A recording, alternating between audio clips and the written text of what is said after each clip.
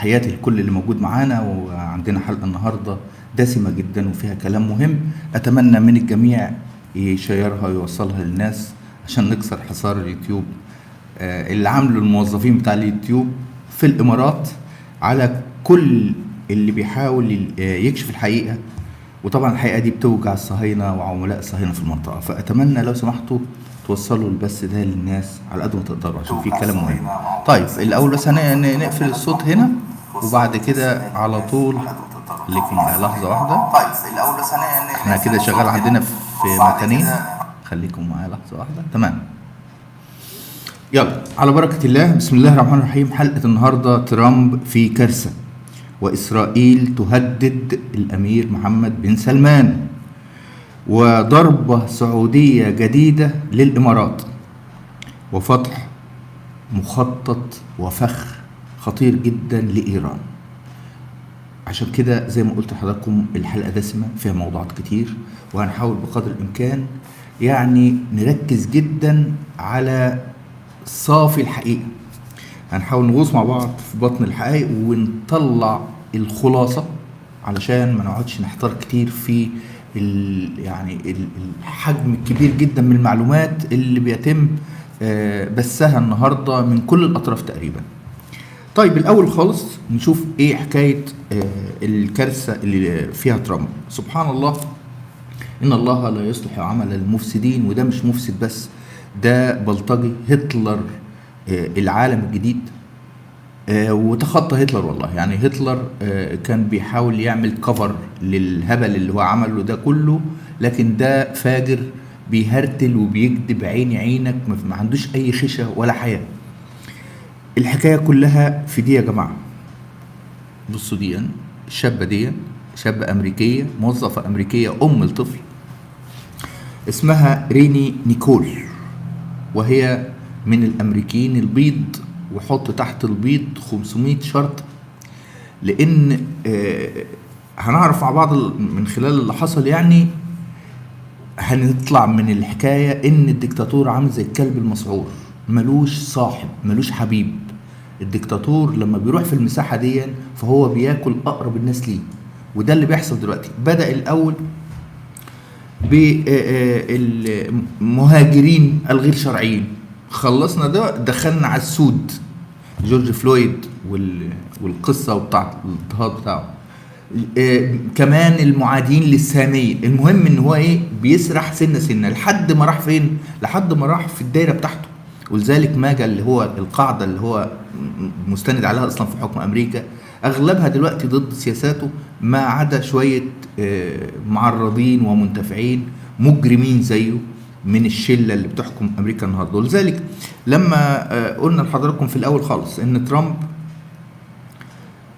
لما هيحكم امريكا غالبا مش هيطول، وغالبا هيتم التخلص منه بسرعة. ليه؟ لان فيه واحد من اتنين هيعيشوا، يا ترامب يعيش يا امريكا تعيش.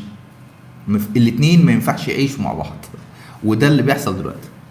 الجريمة اللي حصلت باختصار شديد جدا هوريكم فيديو ليها دلوقتي، وهحاول اوضحها وهشوف ابعادها معاكم هي رايحة فين وممكن توصل لفين، وهنشوف حجم الكذب اللي كذبه ترامب بمنتهى الفجر اللي في الدنيا. تمام، ده الفيديو يا جماعة. خليكم معايا لحظة واحدة بس نبدأ كده الفيديو من الأول. بصوا العربية اللي واقفة دي بنت، هي فيها اللي هي دي، تمام، فيها الست اللي انا وريتها لكم.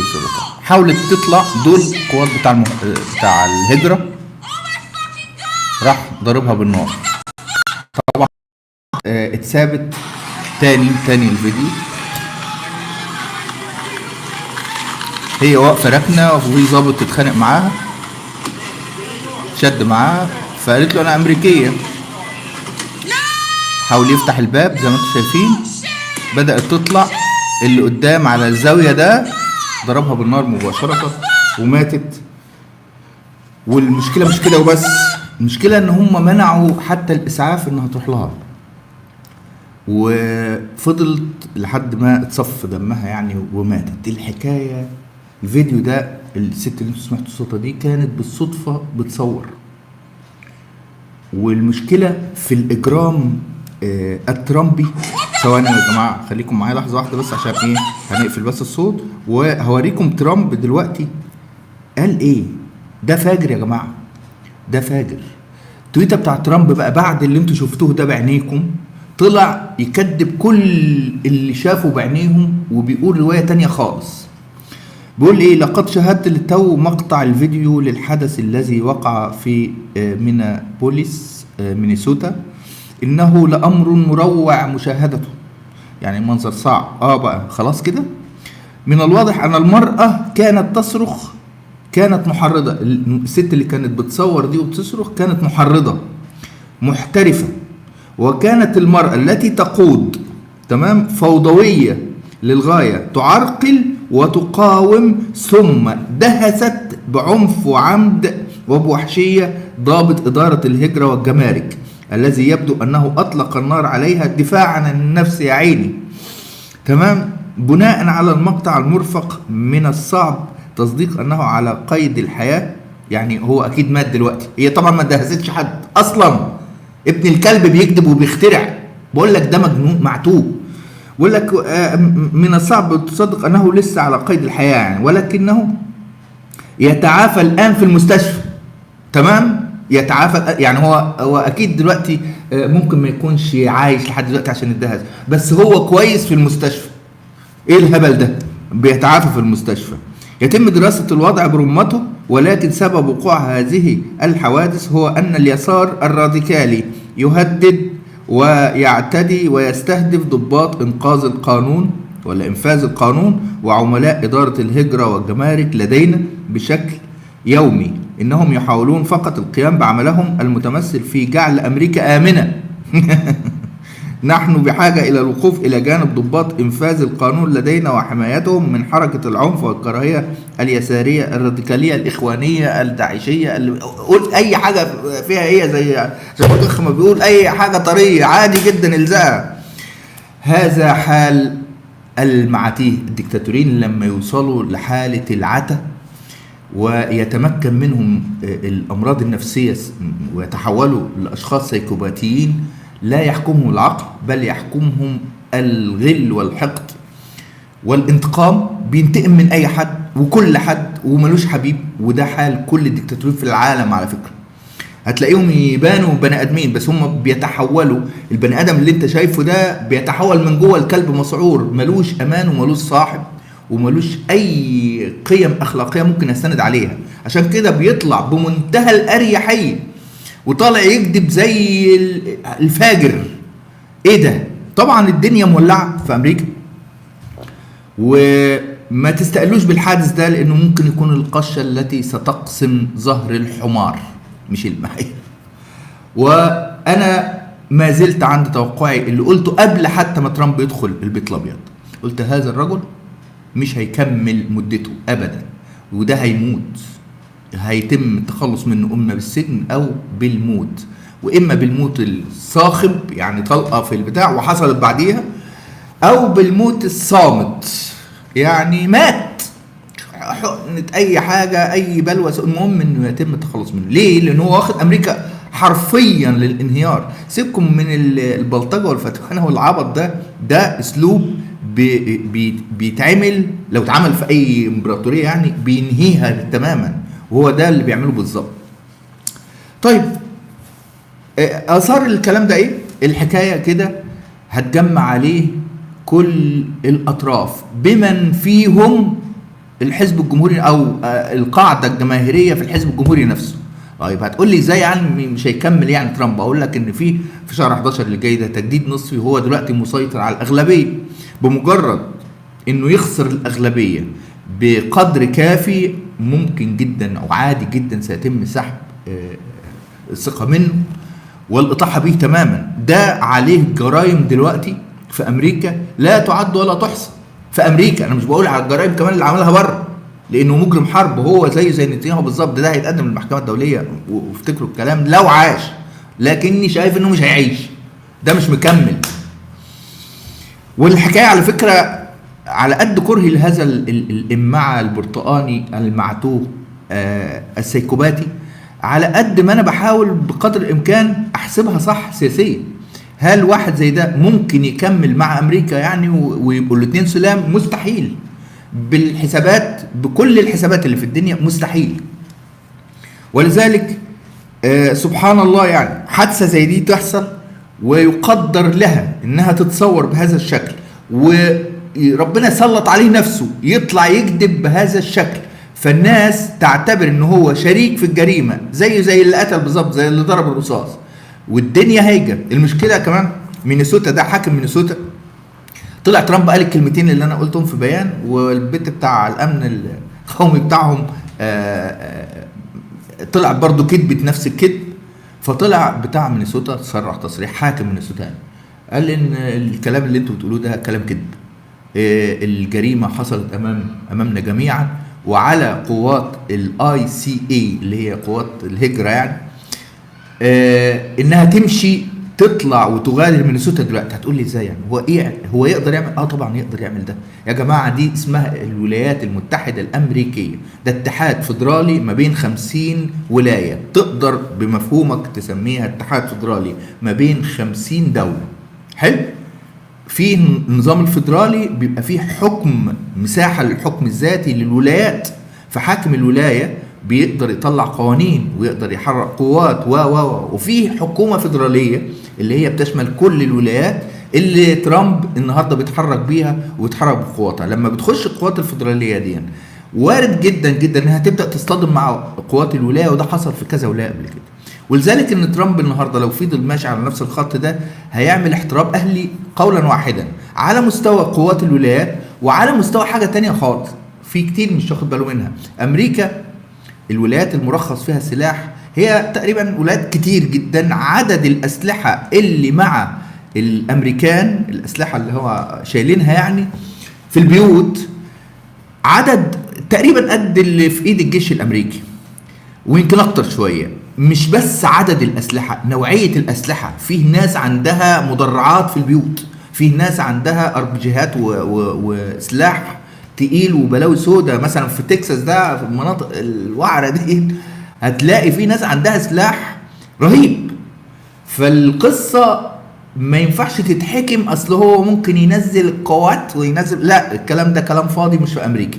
امريكا مش دولة قومية يا جماعة، يعني مش دولة حتة على بعضيها فيها بقى يعني ايه الانسجام اللي في اي دولة قومية واحدة. دي زي ما قلت لك حتت وملزقينها، اول ما يحصل هزه اللزق ده هيفك على طول.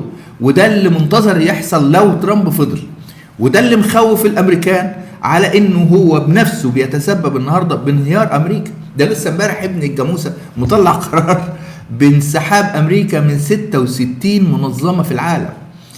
امريكا كانت بتحكم العالم مش بالسلاح وبس يا جماعه، بحاجات تانية اقتصاديا، وكانت داخله من خلال المنظمات بتحكم وبتشيل نظم وبتقعد نظم وبتحرك الراي العام في دول. هو بيعمل ايه دلوقتي؟ بيقطع ايدين امريكا وبيضرب حلفائه اللي امريكا كانت ساند عليهم. امريكا من غير حلفائها ولا حاجه، ولا الهوى، ولا تقدر تعمل حاجه. هتقول لي قوه، قوه مين؟ الصين ما انت شايفها دوله نوويه وعندها بلاوي سودا ويعني ياما في الجراب يحاوي. روسيا نفس القصه يا عم، ده كوريا الشماليه الحاج كيم ده لو ناموا وجاله كابوس ان امريكا ضربته يعني وطلع لسه ما فاقش من الكابوس ممكن يدمر امريكا بزرار. امريكا بطل من ورق. تمام. القصه للاسف الشديد هو بيعتمد على جبن اللي قدامه، على خوف اللي قدامه، بيعمل له صدمه. ولذلك العالم خلاص فاضل له تكه ويبدا يكتشف الكلام ده مع الوقت ويبدا اجراءات. النهارده عندنا تصريح خطير جدا جدا جدا من ماكرون، مش من ماكرون نفسه يعني، من حكومه ماكرون. احد المسؤولين في فرنسا قال ان احنا جاهزين لمواجهه امريكا، جاهزين مع الحلفاء لمواجهه امريكا في حال اعتدائها على جرينلاند، تنفيذ تهديدها هنواجهها يعني ايه؟ يعني احنا جاهزين للحرب، احنا جاهزين نحارب امريكا، احنا وحلفائنا في اوروبا لو هو اعتدى ونفذ تهديده بالاعتداء واحتلال جرينلاند. فرنسا المستنيه الغلطه دي لابن الوسخه ده لترامب، علشان هو كده كده حصل انفصال ما بين الحلف القديم. احنا كنا طول الوقت بنقول المعسكر الغربي امريكا وبناتها في اوروبا، بناتها خلاص قرفوا من المجنونه اللي هي امريكا ومن البلطجيه، ولانها بدات تعض فيهم. انتوا عارفين لما القطه بتاكل عيالها بدات امريكا تاكل عيالها بالظبط، ولذلك عيالها بداوا النهارده يجهزوا تجهيزات تانية خالص. احنا بنتكلم على انهيار الناتو خلال الفترة القريبة اللي جاية، واحتمال كبير جدا يحصل تحول في الناتو ده نفسه لان يبقى في حلف شرقي يضم معاه الناتو. يعني بمعنى اصح ممكن تلاقي روسيا دخلت الناتو، شوف بقى انت رايح فين. فالقصة ان العالم كله النهاردة حاسس بالخطر من اجرام ترامب وعصابته اللي بتحكم امريكا النهارده. والكلام ده لو استمر شوية كمان هتلاقي انقلاب عالمي على امبراطورية الشر في امريكا. طيب ده فيما يتعلق بالكارثة، وانا بقول لكم متوقع خلال الفترة اللي جاية الايام اللي جاية الموضوع هيكبر اكتر بكتير من ما موضوع جورج فلويد كبر، لان الموضوع دلوقتي بيمس كل. جورج فلويد في الاخر كان من السمر، تمام؟ فكان اللي ضغط وراه الذنوب في امريكا، دلوقتي لا، ده دي بتاع كله، بتاع كله. فالسمر هيطلعوا، الجماعه اللي هم من اصول لاتينيه هيطلعوا، والبيض هيطلعوا. احتمال كبير جدا جدا ان امريكا تشتغل في المظاهرات بشكل قوي جدا خلال الفتره الجايه. هي بس الفكره بعد ده ايه؟ بعد ده احتمال كبير لو استمر الحيوان ده في الكذب بتاعه والفجر بتاعه ده تحصل مواجهات مسلحه في الارض، لان الامريكان فاضل لهم تكه ويحسوا او يقتنعوا ان مش هيحميك الا سلاحك، وهو معاه سلاحه. وعلى فكره القانون اصلا في امريكا ان مفيش حاجه اسمها شرطي يدخل عليك البيت. انت لو شرطي كسر عليك البيت الباب يعني بدون مثلا اذن قضائي وكلام زي كده، انت ممكن تقتله ما تاخدش فيه يوم. ده القانون فين؟ في امريكا. فالحكايه هم صوابعهم قريبه للزناد في امريكا اقرب بكتير جدا من اي دوله تانية. نروح لموضوع تهديد اسرائيل للامير محمد بن سلمان ولي العهد السعودي. ايه اللي حصل؟ اللي حصل ان رئيس حزب الليكود كتب مقال، هو مش مقال، هو تهديد، رسالة تهديد مباشرة لمحمد بن سلمان وش على صحيفة معريف. المقال ده في منتهى الخطورة، اتكلم فيه على سبيل المثال لا الحصر يعني، عشان المقال مهم جدا وكان فيه كلام مهم. بيقولوا ايه؟ بيقول بيشرح الاول مأزق اسرائيل مع بن سلمان، ده صيغة الكلام. يعني بقول لك ايه؟ ان تجاوز السعودية تمام بات مستحيلا. ان احنا نتجاوز السعودية يعني نعديها او ندوس عليها ونمشي، بات مستحيلا. وان محمد بن سلمان يمتلك قدرة تنفيذية عالية ظهرت بوضوح في البحر الأحمر، في سقطرى، في حضرموت، وفي المهر، حيث أجهض المشروع الإماراتي الإسرائيلي عمليا. هو كاتب كده تاني عشان الناس تفهم، مش أنا اللي بقول بقى، ده أهو رئيس حزب الليكود في إسرائيل بقول لك إيه؟ حيث أجهض على الأمير محمد بن سلمان، أجهض المشروع الإماراتي الإسرائيلي عمليا، ولم يبقى أمام تل أبيب سوى الطريق الآخر. أيوة بقى، إيه الطريق الآخر ده؟ اللعب على التناقضات داخل العائلة الحاكمة. أيوة، يعني إيه يا حاج؟ جابها لك في الشطر اللي بعد كده على طول، أمراء في صمت، عنوان الفقرة في المقال بتاعه. تمام، أمراء في صمت بيقول لك إن في احتقان في العيلة المالكة، وإن إحنا ممكن نبدأ ندعم أمراء هم دلوقتي ساكتين ومش باين عليهم وما بيتكلموش وبتاع، بحيث إن إحنا نطيح بمحمد بن سلمان، لأن هو كده ما بقيناش، ما ينفعش إن إحنا نتجاوز. والتقارير السابقة اللي خلال اليومين اللي فاتوا بتقول اللي هي بتأكد ان السعودية خرجت من محور الاعتدال، برضو تقرير اسرائيلي.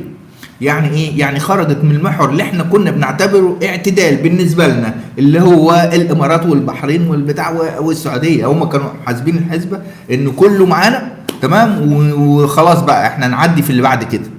فالنهارده كلهم بيأكدوا ان السعودية خرجت من المحور اللي هم كانوا، او من التصنيف اللي هم بيصنفوها ليه في السابق، وبقوا قدام سعودية مختلفة وشخص مختلف وقدرات مختلفة. ومفاجأة أجهضت زي ما هم بيقولوا المشروع الإسرائيلي الإماراتي في السيطرة، اللي ما بتتعملش السيطرة إلا بعد التقسيم والحروب الأهلية. وعشان كده كنت هتلاقي ولسه هتلاقي المشروع النجس ده الصهيوني شغال في اليمن، أو كان شغال في اليمن، بس لسه فيه بواقي.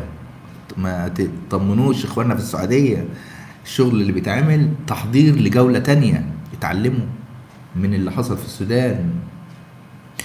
فعندك في اليمن، في السودان، في ليبيا، ودلوقتي في الصومال، وهي مسرح عمليات خطير سيشتعل بشكل كبير جدا خلال الفترة الجاية. فهنا هم بالنسبة لهم دلوقتي بقى محمد بن سلمان عدو ومستهدف.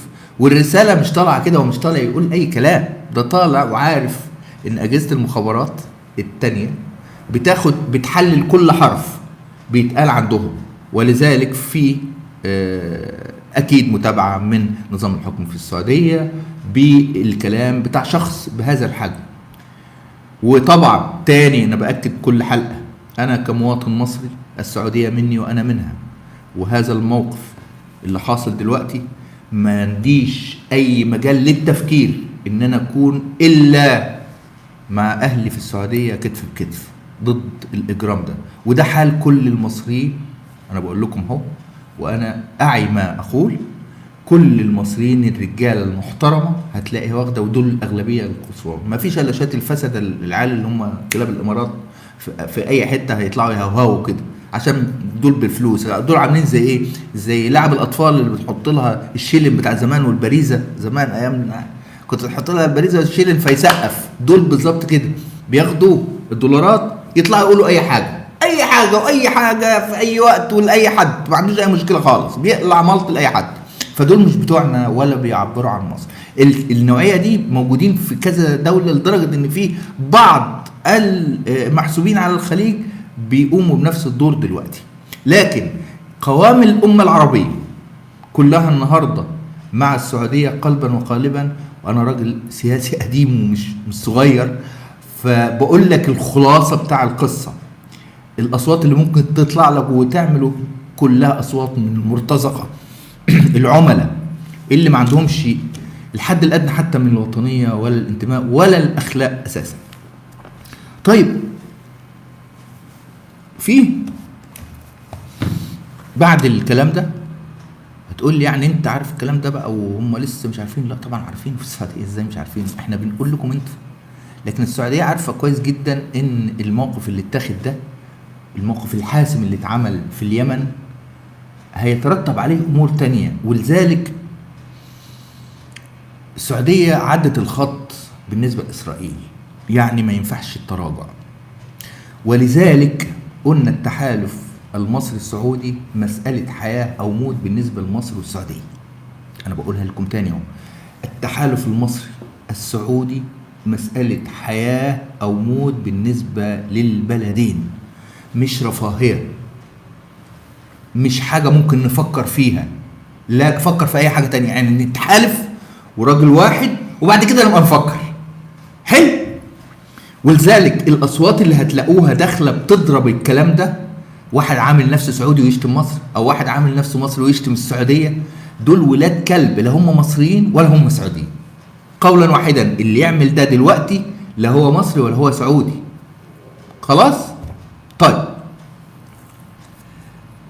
رأيي في الكلام ده ايه؟ انه يعني هيجيب اخرتها ايه؟ اخرتها ان اسرائيل بالونه مليانه هوا. اسرائيل بتتغذى على خوفنا وضعفنا، وعلى الأهم من خوفنا وضعفنا على فرقتنا النهاردة. اسرائيل بمجرد ما بتلاقي رجاله فاهمه وصامده وواقفه بتبقى عامله زي الكلب الاجرب.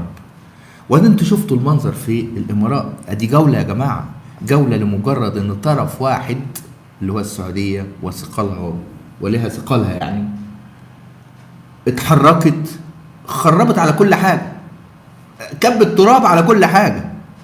تمام. طيب الكلام ده معناه ان احنا لا احنا ضعاف ولا احنا كدح ولا احنا مكسحين ولا احنا ناقصين حاجه عشان نخلي اسرائيل تركب وتدلدل رجليها بهذا الشكل. لا، احنا عندنا قوه ممكن لو استغليناها صح، عوامل قوه يعني، اسرائيل دي هتكون عامله وترجع تاني زي الجربه في منطقه الشرق الاوسط، خصوصا مع الهرتله اللي بتحصل في امريكا، لان امريكا دخلت في حته مش هتطلع منها، صدقوني والله. الفرصه اللي جايه دي مع الاجرام اللي بيحصل والبلطجه اللي بتحصل من امريكا، البلطجه دي مش بتفرض قوه امريكا على العالم يا جماعه مش زي ما الناس متخيله، لا ده بتوديها انت عارفين ايه خط النهايه، يعني هي بتجري جري كده علشان تطلع وتصعد للهاويه. الصعود للهاويه انت بتفضل طالع وفاكر ان انت جامد، بس في حافه هنا، حافه الهاويه دي اول ما بتروح لها بتسقط سقوط حر. امريكا فين؟ امريكا هنا بالظبط، ظاهره للعالم ان هي جامده جدا وبتعمل اي حاجه، واقدر اقبض على اي حد من الرؤساء واقدر اكسر واخد الدول دي واحتل. كل ده هنا فاضل لها خطوه واحده وتقع. ويمكن ربنا ييسر الحال يكون الحادثه اللي حصلت في امريكا بدايه السقوط، بدايه الانزلاق. لو وقعت امريكا مفيش اسرائيل، ولذلك احنا اللي باقيين لبعض يا جماعه، دولنا العربيه وعلى راسها مصر والسعوديه، احنا اللي باقيين لبعض. كل كلاب الصهاينه الموجودين في المنطقه هيختفوا مع اختفاء ولا حتى انحسار الكيان اللقيط، وهيتبقى مين؟ هيتبقى الرجاله اللي وقفت على رجليها، وقفت وصمدت. طيب في حاجه تانية كمان، ضربه سعوديه جديده لبن زايد. ايه الحكايه؟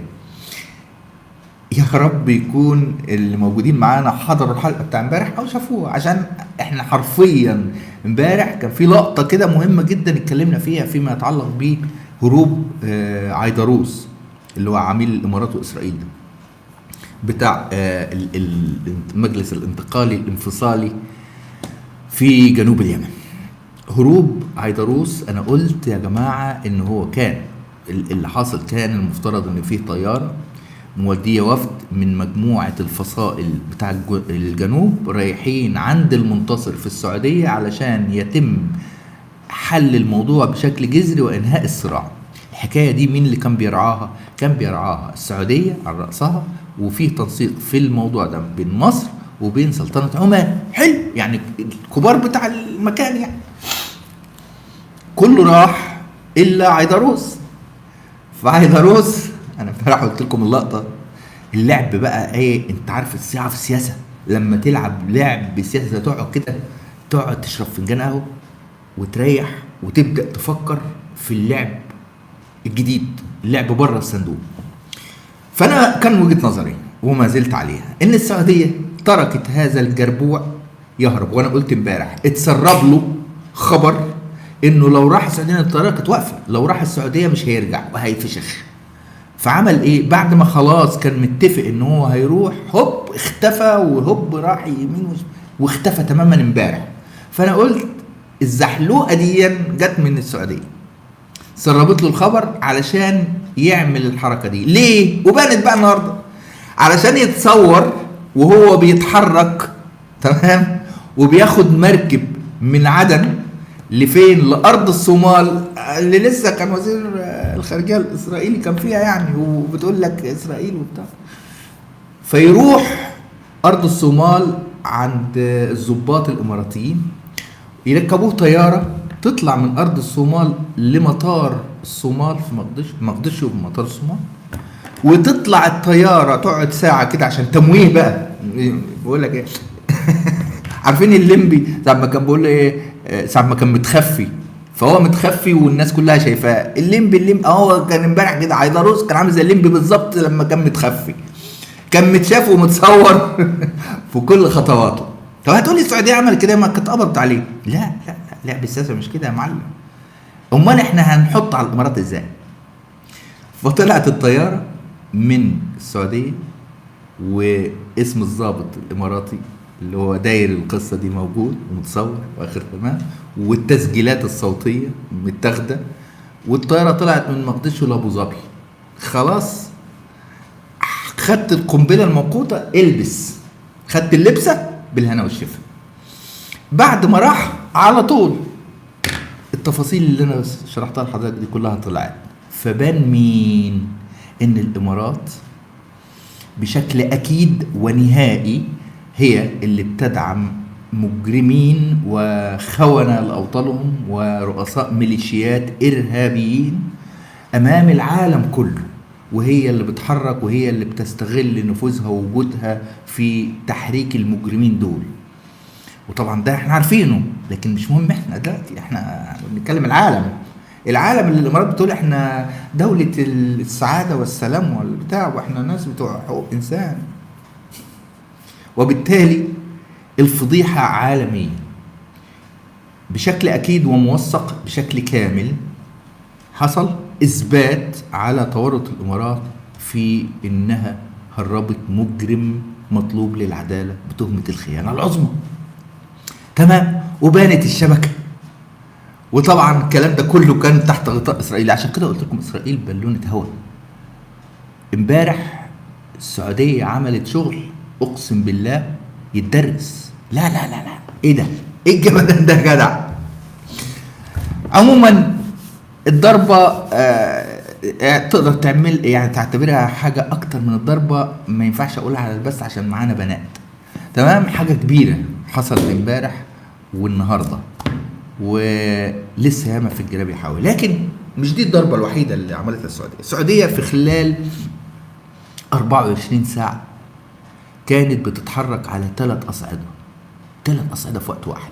عندهم المجموعة بتاع الفصائل بتاع اليمن، وبتعمل الشغل اللي هو الخازوق بتاع الإمارات بتاع عايدروس ده، وكانت موجودة في أرض الصومال. بعت وزير الخارجية في حتة ونائب وزير الخارجية في حتة تانية، راحت بعت نائب وزير الخارجية في السعودية، في السودان آسف، وقابل السودان. راح هناك الراجل، اصبروا بس ولا لك امبارح كان سكع. هو وصل هناك نائب وزير الخارجية السعودي، وصل عند البرهان في السودان، وشحنة بتاع سلاح إماراتي كانت بعتاها لإثيوبيا عشان إثيوبيا تدخلها من الحدود السودانية لحميدتي المجرم الثاني اللي هيهرب برضه، اللي هيروح برضه هيقعد في أبو ظبي جنب إخواته، عشان تبقى جمعت كل الإرهابيين في العالم. تمام، المهم الشحنة ما فيش عربية فيهم فلتت، ولعت كلها من فوقها لتحتيها. بقول لك في خلال 24 ساعة. عشان كده اللي شايف الصورة كلها يقول لك لا ايه ده يا جدعان ده احنا في حتة تانية. احنا واضح ان احنا بقينا على فكرة انا فرحان بالسعودية، فرحان بأهلنا في السعودية، فرحان ان في ناس استفاقت وشافت هذا الخطر اللي احنا عمالين نقوله من سنين طويلة. يا جماعة احنا مش ضد الامارات، انا الامارات اهلي. انا هسمعكم واحد من اهلنا في الامارات عشان تعرفوا وتفرقوا تماما ما بين بن زايد وحكومة الامارات وما بين اهلنا في الامارات. اهلنا في الامارات هم اخواتنا زيهم زي اهلنا في السعودية، لكن اللي بيحصل ده اجرام، اللي بيحصل ده صهينة. هتسمعوا معايا دلوقتي احد الاماراتيين وهو بيتكلم وصعبان عليه حاله وحقه. اسمعوا كده. ذات محمد بن زايد، يعني محمد بن زايد صار له أكثر من 10 سنوات من استولى على الحكم عندنا في الإمارات، ويحق لنا اليوم كمواطنين نتساءل عن الإنجازات اللي قدمها للدولة أو الخدمات اللي قدمها للمواطنين. صراحة ما لقيت له أي إنجاز يذكر، لكن بلاويه لا تعد ولا تحصى. بذكر منها على سبيل المثال لا الحصر، يعني محمد بن زايد حول الإمارات لمكب نفايات الشعوب الثائرة. كل شعب ثار على دكتاتور ظالم فاسد، تلقى محمد بن زايد أول شخص يركض ويدعم الدكتاتور الظالم هذا. وإذا فشل الدكتاتور في قمع شعبه دائما يلقى له ملاذ امن عندنا في الامارات. يعني هات الاموال اللي نهبتها من شعبك وحياك عندنا في ابو ظبي. الامارات صارت يعني وكر عصابات مافيا للاسف. حول جيشنا لجيش مرتزقه، طرش عيالنا للموت في اليمن وليبيا في حروب عبثيه لا ناقه لنا فيها ولا جمل. وفي يوم وليله صار عندنا ايتام في الامارات، مئات الايتام، والسبب سياسات محمد بن زايد الطايشه، وجزرنا محتله الى اليوم.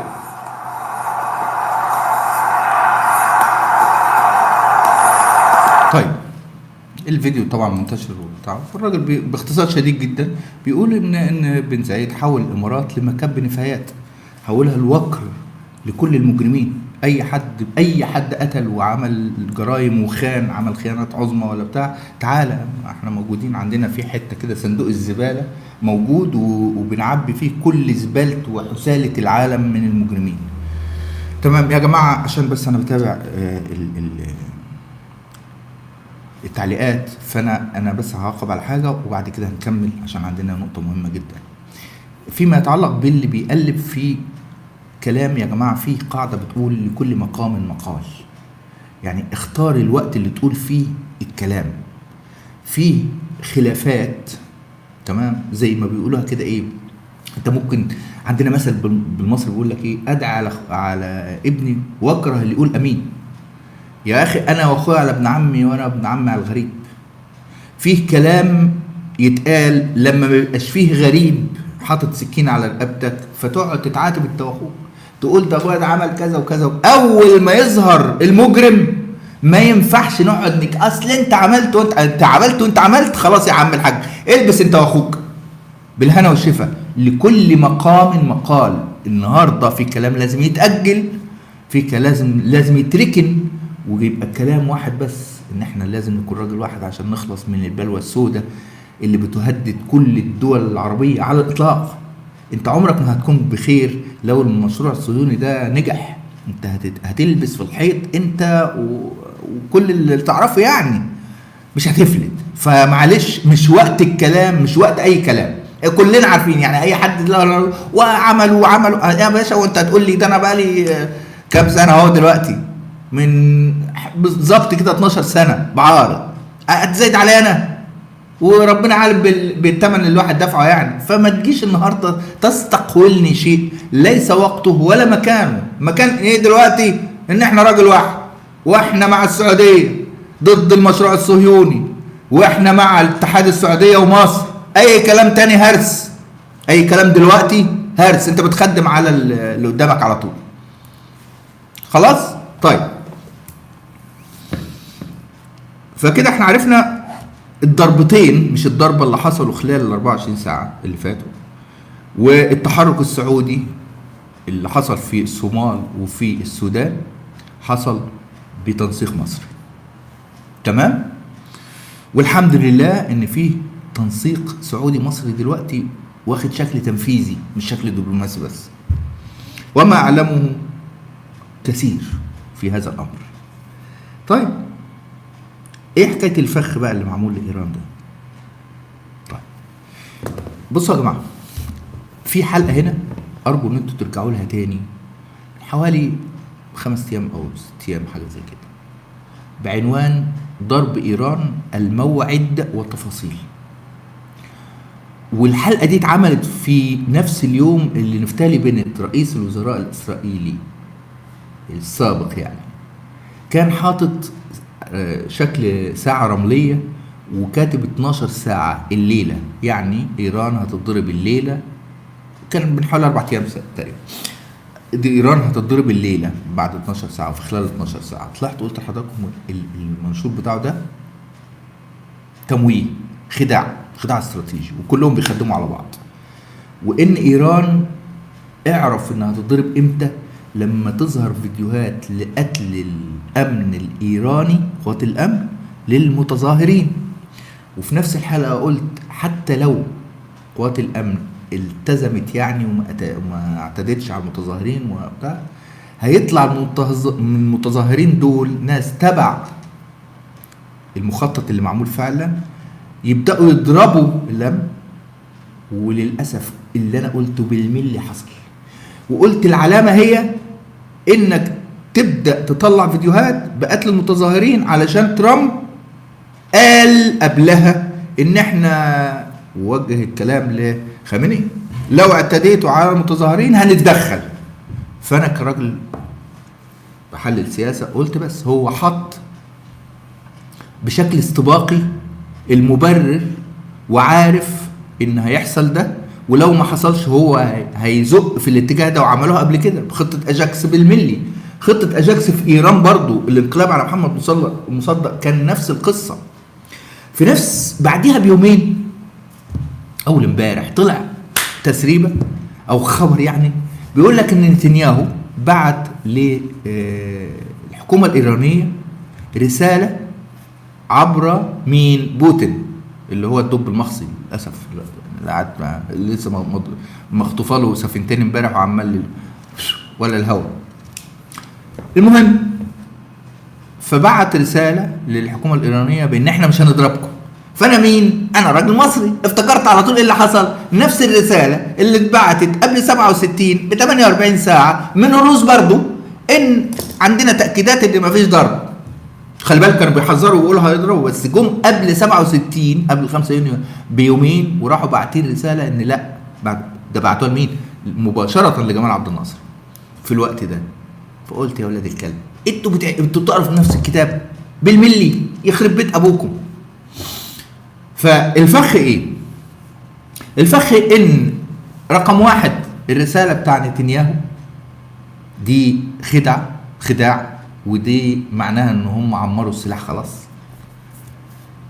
الحاجه التانيه الجديده ان الفيلم اللي معمول على موضوع جرينلاند كله معمول علشان التشويش على ضرب ايران اللي جاي، ياخدك في حته ويخليك تبص في مكان، وده بيدبك في المكان التاني.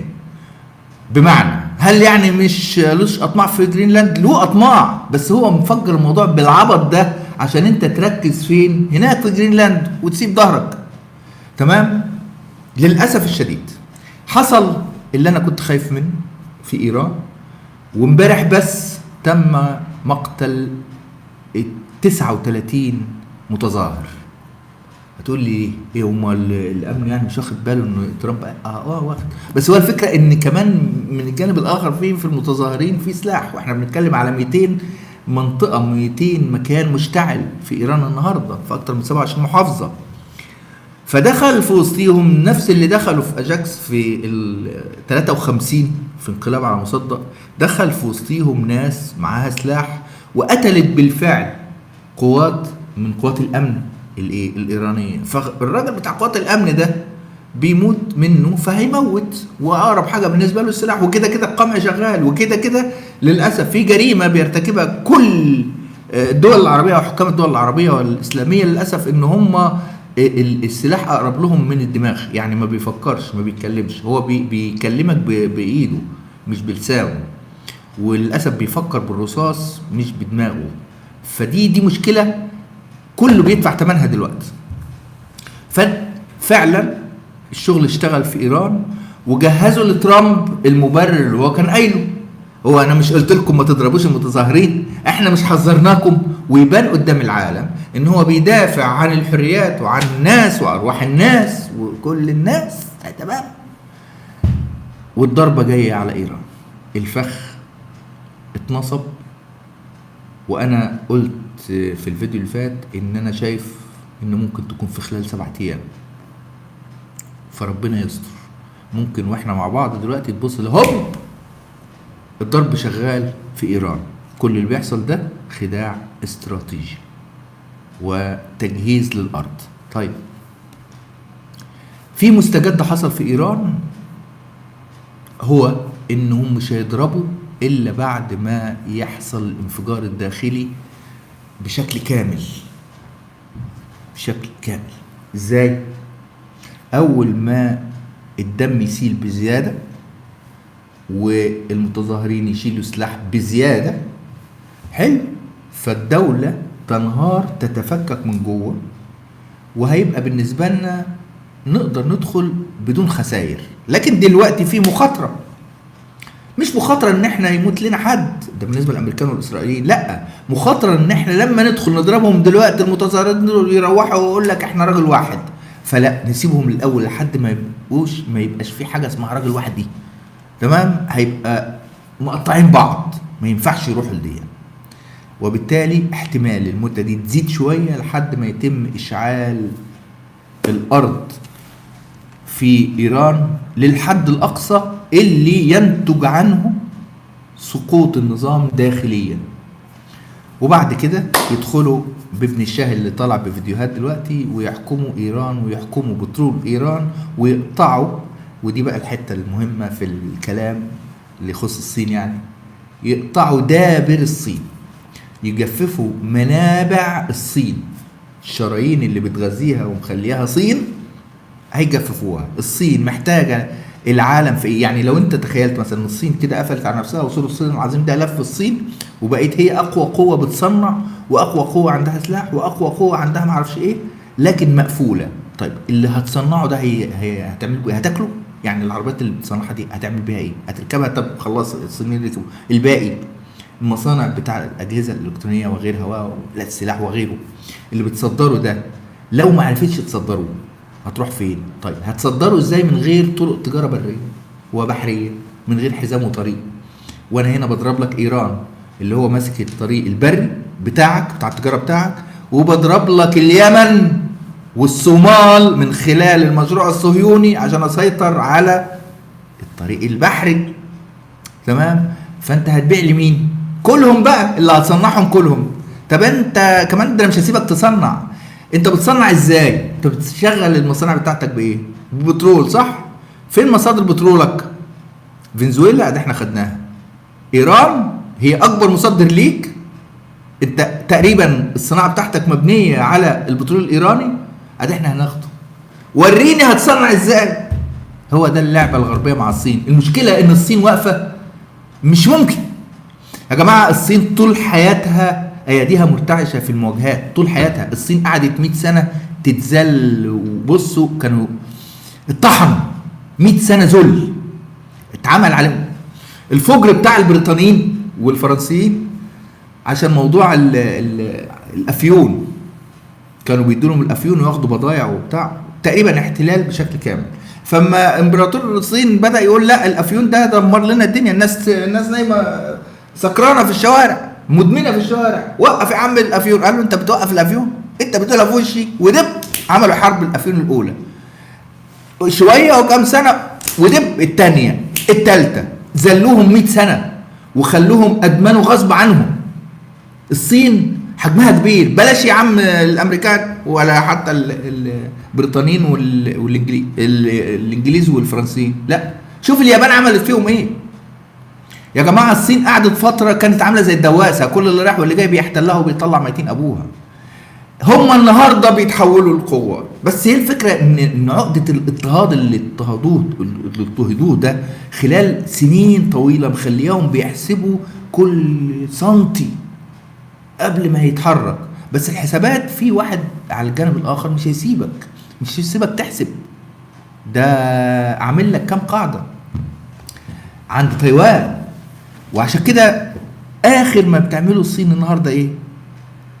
مناورات قريبه من تايوان، وهندخل تايوان. بقى لهم كام سنه هندخل وهناخد تايوان، يا عم ما تخش يا عم، ما تخش، ما تقرفناش معاك، ما انت هتخش تايوان ما تخشش. بصوا كويس جدا على الصوره دي يا جماعه، بصوا كويس على الصوره دي. شايفين النقط دي؟ النقط اللي هي دي قواعد امريكيه، شايفين؟ في قدام تايوان اللي في النص دي في قواعد صينيه اهي، وفي قواعد امريكيه اهي. الحكايه ان امريكا مش بس حاميه تايوان عند تايوان، ده حامياها من اليابان في استراليا وفي البحر، ومحزمه تايوان. فهنا الموضوع برضو مش سهل، لكن انت لو طير لك مصادر البترول بتاع الصناعه وقفل لك طرق التجاره وماسك التكنولوجيا اللي المفترض انت بتقوم عليها صناعتك يعني في تايوان، هتعمل ايه؟ ما انت كده ميت. فاعمل حاجه يا اخي، ولا التاني لهبل بوتين ابو رشحه ده، والله العظيم يا جماعه احنا والله بوتين ده دب من ورق، بل دب مخصي. اللي اتعمل في بوتين امبارح، بوتين كان ماشي اللي هي نقلات البترول بتاعتهم ورفع العلم واخر تمام، ومعاها قطع بحريه وغواصات. خلاص بقى احنا هنحمي كده. دخلت الامريكان دخلت راحت ايه، هب على سفينتين وخدتهم، نزلت على سفينتين وراحت واخداهم ومحتجزين حتى الان. عارفين بوتين اخر ما طلعوا الحكومه الروسيه بيقول لهم احنا عايزين نرجع الطاقم سليم، لو سمحتوا رجعوا لنا الطاقم سليم. بصوا المنظر بتاع العمليه اللي حصلت امبارح ده المنظر بتاع عمليه الاستيلاء على حاملتي النفط الروسيه. هتشوف دلوقتي، اصبر بس عليه. شايف العساكر دي بالاشعه تحت الحمراء تقريبا. بص على المنظر، مش عارف انتوا شايفين كده ولا لا. هيجي لك الطيارات، منظر الطيارات، تشوف العساكر وهم طالعين على ظهر سفينه. ده حتى مش حاطط تامين على السفينه، انا مش عارف ايه ده ايه السفن بتاعت او القطع البحريه بتاعته ما اتدخلتش. تتفرج وهو والامريكان بياخدوها. طياره هليكوبتر نازله اهي باريحيه تماما، يعني لو معاها طوبه وضرب الطياره ممكن تقطعها. يا جماعه لا لا لا، ربنا يستر على العالم خلال الفتره الجايه، فربنا يستر. عموما نكتفي بهذا القدر في هذه الحلقه، واللي اتمنى انها توصلوها لاكبر قدر ممكن من الناس، لان فيها كلام مهم يجب انه يوصل للناس. اشوفكم على خير، والسلام عليكم ورحمه الله وبركاته. مع السلامه.